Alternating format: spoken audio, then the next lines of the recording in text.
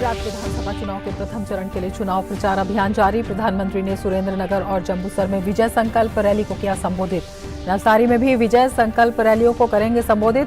गृह मंत्री अमित शाह की 4 जिलों में जनसभाएं। वहीं कांग्रेस नेता राहुल गांधी ने राज्य में किया प्रचार।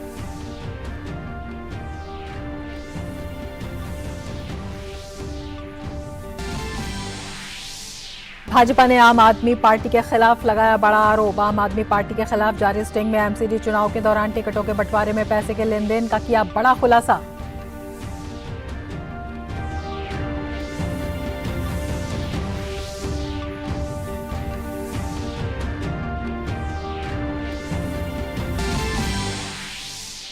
वित्त मंत्री निर्मला सीतारमण ने आज से बजट पूर्व बैठकें की शुरू। वित्त मंत्री का उद्योग जगत के नेता और बुनियादी ढांचे और जलवायु परिवर्तन के विशेषज्ञों के साथ परामर्श।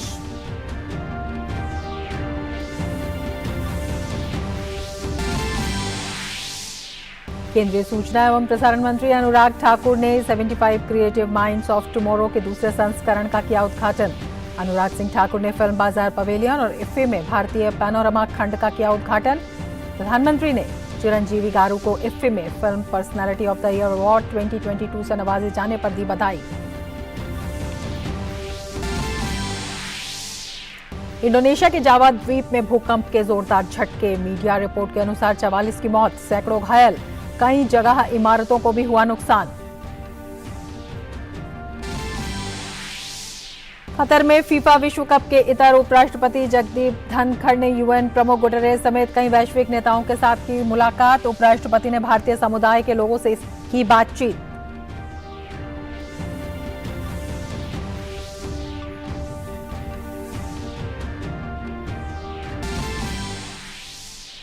फीफा फुटबॉल विश्व कप के पहले मुकाबले में इक्वाडोर ने मेजबान टीम कतर को 2-0 से दी मात। आज होने वाले 2 मुकाबलों में इंग्लैंड की ईरान से, वहीं सेनेगल की नीदरलैंड से होगी भिड़ंत।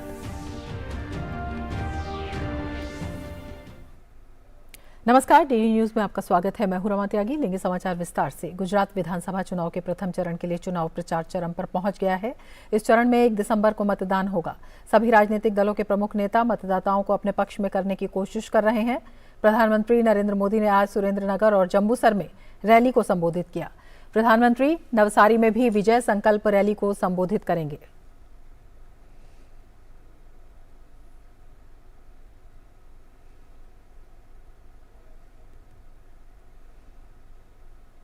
वहीं गृह मंत्री और वरिष्ठ भाजपा नेता अमित शाह ने द्वारका में चुनावी रैली की। अमित शाह सोमनाथ, जूनागढ़ और कच्छ जिलों में जनसभाएं करेंगे।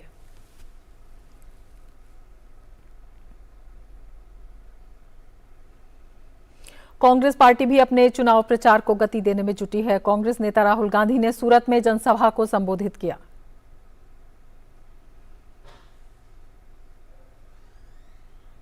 भाजपा ने आज एक बार फिर आम आदमी पार्टी के खिलाफ मोर्चा खोला। प्रेस कॉन्फ्रेंस में बीजेपी ने आम आदमी पार्टी के खिलाफ जारी स्टिंग में एमसीडी चुनाव के दौरान टिकटों के बंटवारे में पैसे के लेन देन का बड़ा खुलासा किया। रहकर आम आदमी पार्टी के दफ्तर के अंदर से, आम आदमी पार्टी के नेताओं के बीच में से जिस प्रकार के स्टिंग उभर कर आ रहे हैं, ये अपने आप में दिखाता है कि भ्रष्टाचार के दलदल में अरविंद केजरीवाल जी और उनकी आम आदमी पार्टी आज डूबी हुई है, पूरी तरह से सनी हुई है। जो पार्टी यहाँ पर भ्रष्टाचार के विरोध में लड़ने आई थी, वो किस प्रकार से उगाही करने में व्यस्त है। गोवा में आयोजित 53वें भारतीय अंतर्राष्ट्रीय फिल्म महोत्सव में सूचना एवं प्रसारण मंत्री अनुराग सिंह ठाकुर ने 75 क्रिएटिव माइंड्स ऑफ टुमारो के दूसरे संस्करण का उद्घाटन किया। अनुराग सिंह ठाकुर ने उद्घाटन समारोह में अपने संबोधन में कहा, इस समारोह में देश के दूरदराज के इलाकों से युवा प्रतिभागी भाग ले रहे हैं। इस कार्यक्रम से युवा प्रतिभागियों को नए अवसर मिलेंगे। इसके साथ ही भारत में युवा नई ऊंचाइयों को छू रहे हैं। भारत दुनिया के शीर्ष 3 स्टार्टअप इकोसिस्टम में से एक है। Spark in those youngsters, when you meet them, they are here to achieve something. They know they are selected out of 1,000 plus applications, and they are the lucky 75 creative minds. Now they will get the opportunity to interact with others, also work as a team. Goa में आयोजित 53वें भारतीय अंतर्राष्ट्रीय film महोत्सव में सूचना एवं प्रसारण मंत्री अनुराग सिंह ठाकुर ने फिल्म बाजार का उद्घाटन किया। फिल्म बाजार फिल्म विक्रेताओं और खरीदारों को मंच प्रदान करता है। इसमें हर वर्ष दक्षिण एशिया के 200 से अधिक फिल्म, पटकथाएं, परियोजनाएं और फिल्मी दुनिया भर के निर्माताओं, खरीदारों, बिक्री एजेंट्स और फिल्म समारोह आयोजकों के सामने प्रस्तुत की जाती हैं। सूचना एवं प्रसारण मंत्री अनुराग सिंह ठाकुर ने 53वें भारतीय अंतर्राष्ट्रीय फिल्म महोत्सव में क्रांतिकारी मंगल पांडे पर 3D एनिमेशन फिल्म का अवलोकन किया।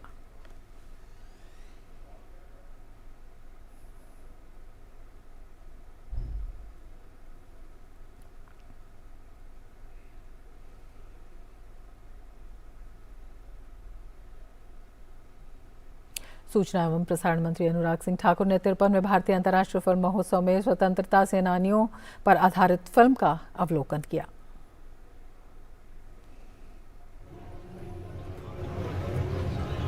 सर, ये 90 पैनल का क्रोनोलॉजिकल एग्जीबिशन है sir.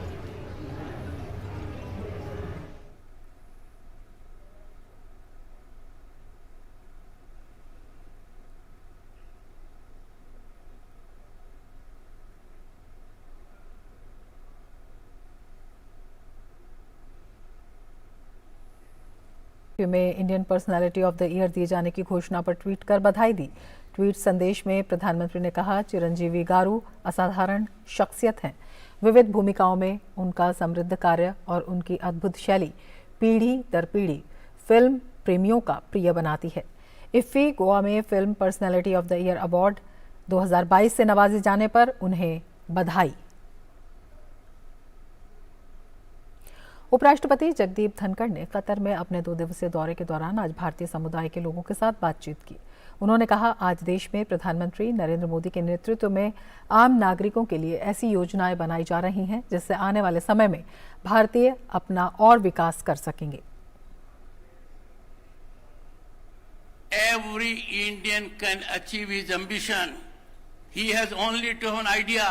Government support and money is not wanting in that. In 2022, India became #1 in the number of unicorns.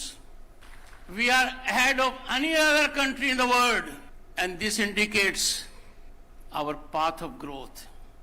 Brothers and sisters, ये जो विकास है, ये विकास स्टैटिस्टिक्स का नहीं है, ये विकास शब्दों का नहीं है। 180 million gas connections, 18 crore gas connections गरीब परिवारों को मुफ्त में दिए। उपराष्ट्रपति ने कतर राज्य के अमीर महामहिम शेख तमीम बिन हमद अल थानी से मुलाकात की। उपराष्ट्रपति ने फीफा विश्व कप के उद्घाटन समारोह से इतर विश्व के कई नेताओं से भी मुलाकात की।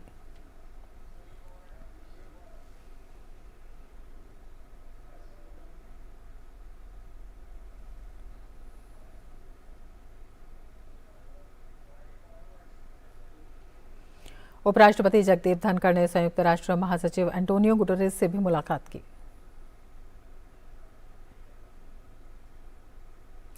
काशी तमिल संगमम में शामिल होने के लिए तमिलनाडु से काशी आए प्रतिनिधियों के पहले जत्थे ने पवित्र नदी गंगा के घाट, श्री काशी विश्वनाथ मंदिर, तथागत घाट और मूलगंधा कुटी विहार, सारनाथ और बनारस हिंदू विश्वविद्यालय के विशाल परिसर में स्थित प्रदर्शनी स्थलों का अवलोकन किया। प्रतिनिधियों ने हनुमान घाट पर स्नान किया। स्नान के बाद वे बाबा दरबार पहुंचे, जहां उन्होंने काशी विश्वनाथ मंदिर में ध्यान किया। प्रतिनिधियों ने सारनाथ का भी दौरा किया। यह स्थल 4 प्रमुख बौद्ध तीर्थ स्थलों में से एक है। उन्होंने भगवान बुद्ध के पहले उपदेश के स्थल पर जाकर हजारों वर्ष पुराने इतिहास और विरासत के बारे में जानकारी प्राप्त की। प्रतिनिधियों ने पुरातात्विक परिसर, मूलगंधा कुटी विहार और इसके आसपास के आकर्षणों को देखकर प्रसन्नता व्यक्त की। प्रतिनिधियों, जिनमें ज्यादातर तमिलनाडु के विद्यार्थी शामिल थे, उन्होंने सुबह बनारस हिंदू विश्वविद्यालय परिसर और काशी तमिल संगमम स्थल पर स्थित विभिन्न प्रदर्शनी स्थलों का भी दौरा किया। उन्होंने 2 पवित्र शहरों के समृद्ध सांस्कृतिक और इतिहास के बारे में जानने और ज्ञान इकट्ठा करने में सफलता प्राप्त की। काशी और तमिलनाडु ने मिलकर संगम को प्रज्वलित किया और इसकी आभा के अंतर्गत पूरी घटना का उत्साह हर पीढ़ी के दिल में उतर गया। इस कार्यक्रम में अब तक तमिलनाडु के मेहमानों और प्रतिनिधियों की उपस्थिति न केवल ऐतिहासिक काशी तमिल संगमम कार्यक्रम में प्रेरणादायक है, बल्कि बड़ी संख्या में स्थानीय काशी निवासियों की उपस्थिति भी उल्लेखनीय थी। अब तक निजी स्कूलों में ही प्री प्राइमरी यानी नर्सरी और केजी कक्षाओं की पढ़ाई होती थी, लेकिन केंद्र सरकार ने अब सरकारी स्कूलों में भी बाल वाटिका नाम से प्री प्राइमरी कक्षाओं की शुरुआत कर दी है। पायलट प्रोजेक्ट के तौर पर देश भर के 49 केंद्रीय विद्यालयों में 3, 4 और 5 साल से ऊपर के बच्चों के लिए बाल वाटिका की शुरुआत हो गई है। सरकार ने अगले शैक्षणिक सत्र से सीबीएसई से संबद्ध सभी स्कूलों में बाल वाटिका शुरू करने की घोषणा की है।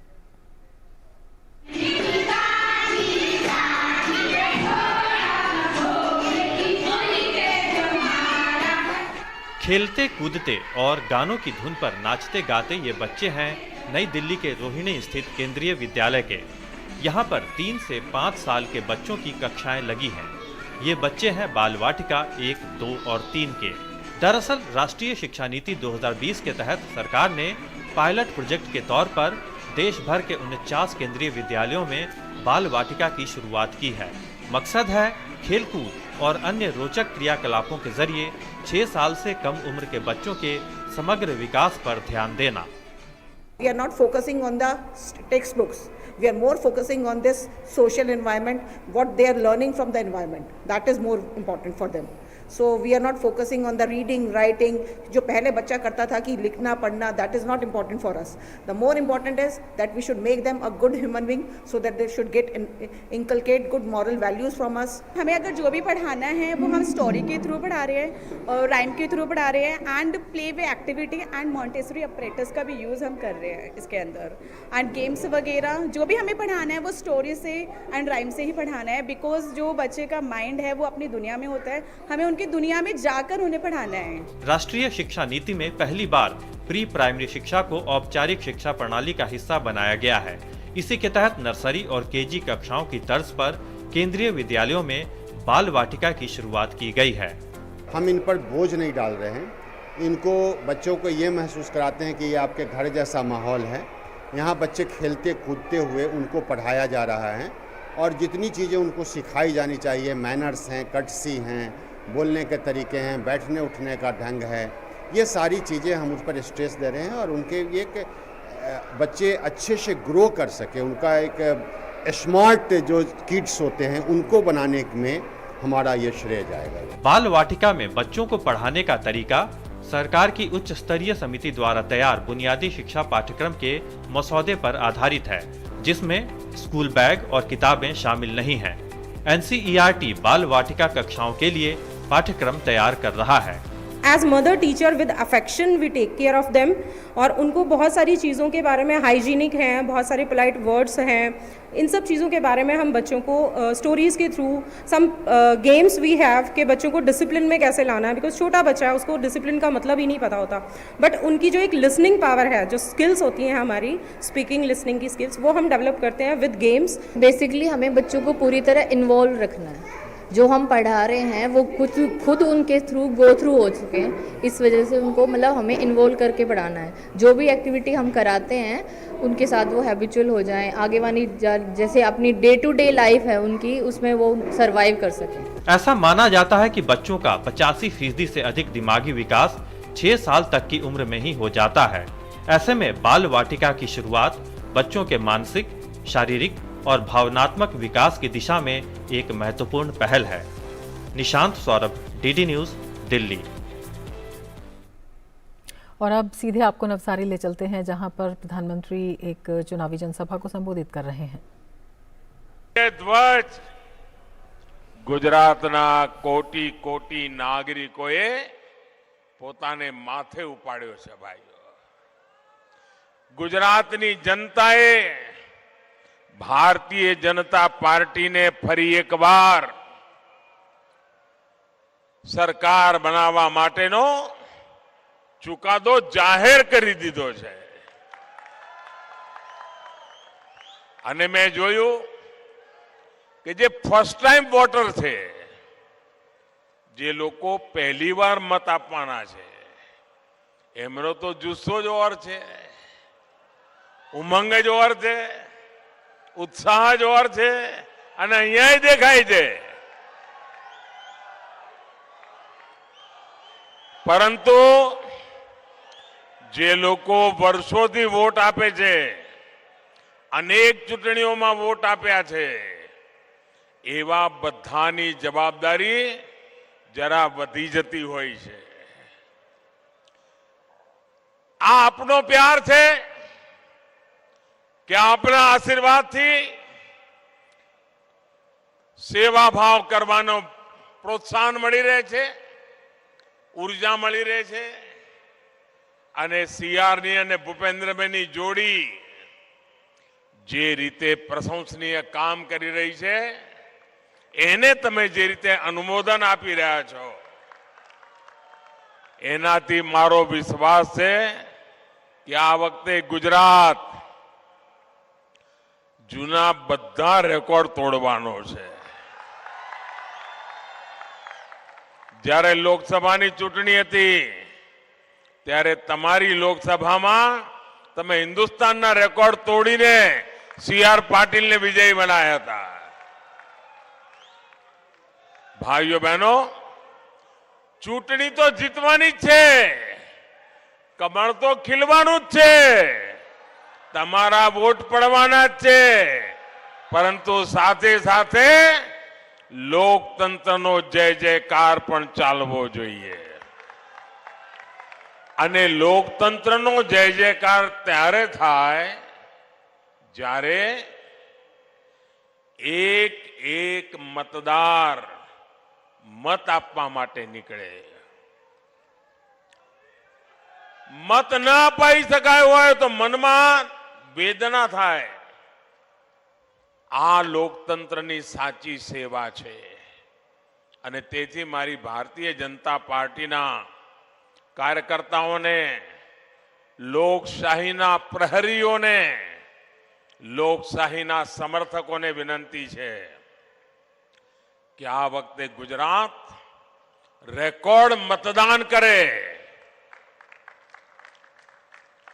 અનેક બૂથ એવા નીકળવા જોઈએ કે જ્યાં 100% વોટ પડ્યા હોય. અને ભારતના ઇલેક્શન કમિશનને પણ હું અભિનંદન આપું છું કે ઇલેક્શન કમિશન પણ વધુમાં વધુ મતદાન માટે ખૂબ જહેમત ઉઠાવે છે, અનેક અવનવા પ્રયોગો કરે છે. નાગરિક તરીકે આપણા બધાનું કર્તવ્ય છે કે આપણે વોટ અવશ્ય આપવો જોઈએ. તમે બધા પોલિંગ બૂથમાં પહોંચી જશો, બધી જગ્યાએ વધુમાં વધુ લોકોને મતદાન કરાવશો. બૂથમાં બધા જૂના રેકોર્ડ તૂટે એટલું મતદાન કરાવશો. અને પછી કમળ પણ ખીલવું જોઈએ ને. બધા જ પોલિંગ બૂથમાંથી કમળ ખીલશે ને. આપણે આ વખતે વધુમાં વધુ પોલિંગ બૂથ અને વધુમાં વધુ કમળ ખીલવવાનું કામ કરવું છે. ભાઈઓ બહેનો, આ વોટની તાકાત અસામાન્ય છે. આપને કલ્પના નહીં હોય આ વોટની તાકાત કેટલી છે.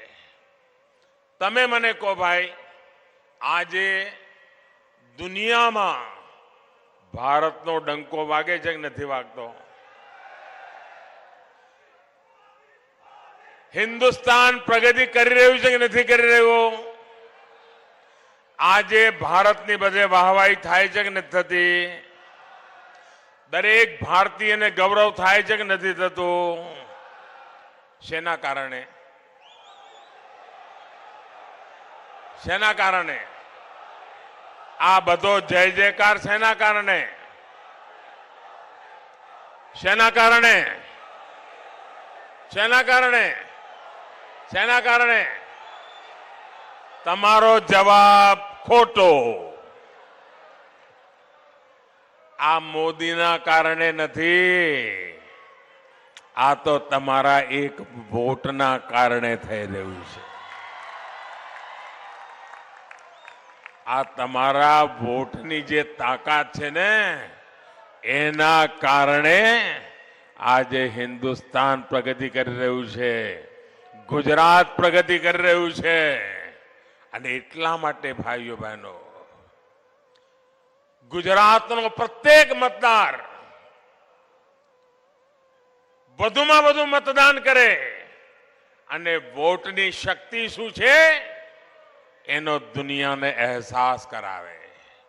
ભાઈઓ બહેનો, એક જમાનો હતો આપણા ગુજરાત માટે એવી વાતો ચાલતી, આ ગુજરાત શું કરી શકે, એની પાસે તો કંઈ પ્રાકૃતિક સાધનો નથી, આટલો મોટો દરિયા કિનારો છે, આ બાજુ રેગિસ્તાન છે, પેલી બાજુ પાકિસ્તાન છે, ભારતની પાસે કોઈ ખનીજો, ગુજરાત પાસે ખનીજો નથી, આ એકલું મીઠું પકવીને ગુજરાતવાળા શું કરશે,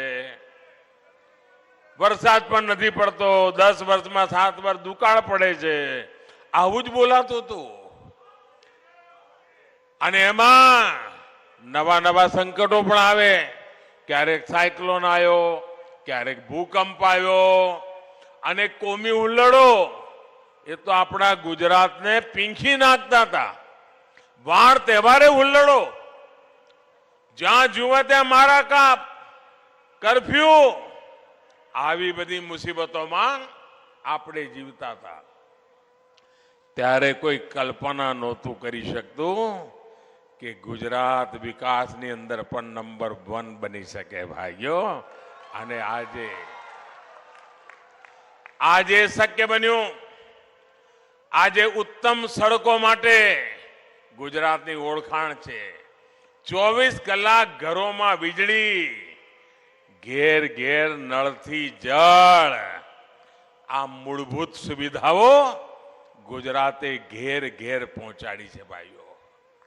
આનું કારણ શું? આ ઘેર ઘેર સુવિધાઓ પહોંચેનું કારણ શું? મુસીબતોમાંથી મુક્તિ મળી એનું કારણ શું? એનું કારણ તમારા એક વોટની તાકાત. ગુજરાતના નાગરિકોએ વિવેક બુદ્ધિપૂર્વક, સમજદારીપૂર્વક, લોભ લાલચમાં પડ્યા વગર, જૂઠાણાઓ પર ભરોસો કર્યા વગર મક્કમ મનથી ભારતીય જનતા પાર્ટીની સરકાર સતત બનાવી. આ તમારા વોટની તાકાત છે, એના કારણે ગુજરાત નંબર 1 છે. મોદીની નહીં, તમારી તાકાત છે. અરે મોદી જે છે એ પણ તમારા વોટના કારણે છે ભાઈઓ. આ મોદીનો વટ પણ તમારા વોટમાં છે. તમારા વોટ છે તો મોદીનો વટ છે પેલા. અને તમારા વોટ હોય, મોદીનો વટ હોય તો હિન્દુસ્તાનના પ્રત્યેક નાગરિકનો પણ વટ હોય. આ નવસારીના લોકોના એક વોટની તાકાત જુઓ. આ તમારા વોટના કારણે અમારા નવસારીમાં 3 લાખ ઘરોમાં પાઇપથી, નળથી પાણી પીવાનું શુદ્ધ પહોંચ્યું. આ પુણ્યના કામનો યશ તમને મળે કે ન મળે? તમારા વોટના કારણે તમે પુણ્યના હકદાર ખરા કે નહીં? ભાઈઓ બહેનો, તમારા એક વોટનું તારણ છે કે આ અમારા નવસારી વિસ્તારમાં 4 લાખ ગરીબોને પહેલી વાર બેંકના દરવાજા ખુલ્યા, એમના જનધનના ખાતા ખુલ્યા અને બચત શરૂ થઈ. આ પુણ્યનું કામ થયું કે ન થયું? આ પુણ્યના ભાગીદાર તમે ખરા કે નહીં ખરા? કારણ આ પુણ્ય તમારા એક વોટના કારણે મળ્યું છે. गुजरात के नवसारी से पीएम मोदी की चुनावी सभा का सीधा प्रसारण आप देख रहे थे और बुलेटिन में आगे बढ़ने से पहले ले लेते हैं एक ब्रेक. आप देखते रहिए डीडी न्यूज. लहलहाती फसल, भरे पूरे खेत खलिहान, हर किसान का बस यही अरमान. लेकिन कभी बारिश, कभी बिजली, कभी ओला, कभी सूखा. प्रकृति का तो नहीं मगर नुकसान का उपाय है.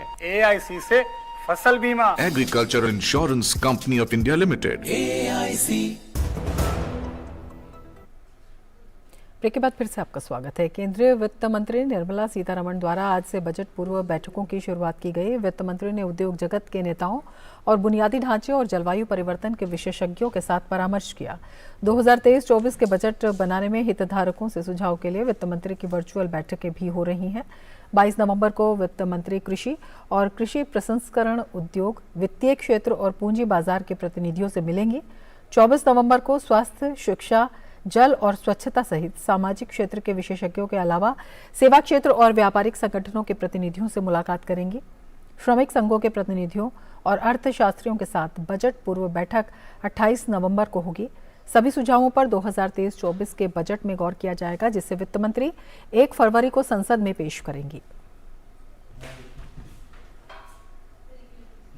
इसके साथ इस बुलेटिन में फिलहाल इतना ही। नमस्कार।